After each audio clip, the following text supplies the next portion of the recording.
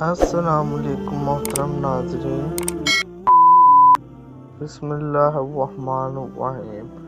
ابو ہریرہ رضی اللہ عنہ نبی کریم صلی اللہ علیہ وسلم سے روایت کرتے ہیں کہ آپ صلی اللہ علیہ وآلہ وسلم نے ارشاد فرمایا، اس شخص کی ناک خاک آلود ہو، رسوا اور ذلیل ہو، ہلاک ہو، جس نے اپنے والدین میں سے کسی ایک کو بڑھاپے میں پایا، پھر ان کو راضی کر کے جنت میں داخل نہ ہوا۔ صحیح مسلم 2551۔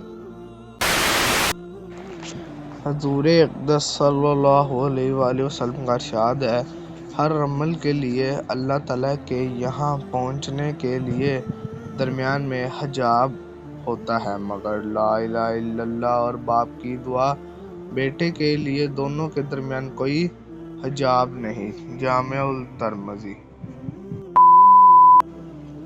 ماں باپ کے لیے برابر دعا کرتے رہے اور ان کے احسانات کو یاد کر کے خدا کے حضور گڑگڑائے اور انتہائی دل سوزی اور قلبی جذبات کے ساتھ ان کے لیے رحم و کرم کی درخواست کیجیے۔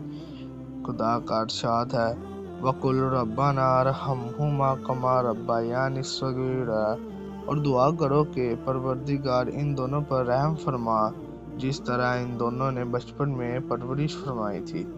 بنی اسرائیل آیت نمبر 63۔ معاذ، اپنی زبان کی تیزی اس ماں پر نہ آزمائیں جس نے آپ کو حرف حرف بولنا سکھایا ہے۔ رسول اللہ صلی اللہ علیہ وسلم کا ارشاد ہے، اللہ نے تم پر ماؤں کی نافرمانی اور بدسلوکی کو حرام کر دیا ہے۔ صحیح بخاری 2408۔